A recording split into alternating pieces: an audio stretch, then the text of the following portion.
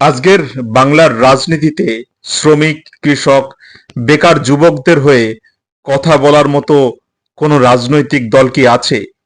BJP তো রাগঢাক না করেই বলে দিয়েছে তারা শুধু হিন্দুত্বের সাথে আছে, বাকি কারো সাথে তারা নেই। তাদের সামনে শ্রমিক, কৃষক, বেকার যুবক বলে আলাদা কোনো পরিচয় নেই।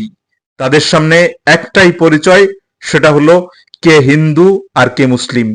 অন্যদিকে তৃণমূল কংগ্রেস ধর্মেও আছে, জিরাফেও আছে। তারা মসজিদেও যাচ্ছে, আবার জগন্নাথ মন্দিরও নির্মাণ করছে।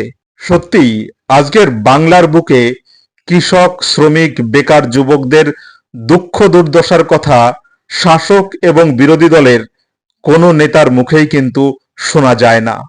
এই দুটো দলই বাংলার জনমানসে সাম্প্রদায়িকতার রাজনীতিকে এমনভাবে খাইয়ে দিয়েছে যে বাংলার রাজনৈতিক বৃত্তে আজ শ্রমিক, কৃষক, বেকার যুবকদের হয়ে কথা বলার মতো কেউ নেই। কিন্তু বামেরা শ্রমিক, কৃষকদের পাশে দাঁড়ানোর তাদের চিরাচরিত রাজনৈতিক লাইন থেকে এখনো সরে যায়নি।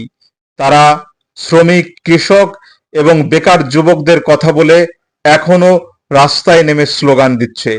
বাস্তবে তারা করুক আর নাই করুক, এই মুহূর্তে বাংলার বুকে তাদের হয়ে কথা বলার মতো বামপন্থীরা ছাড়া আর যে কেউ নেই, আজকের বন্ধে তার প্রমাণ হলো।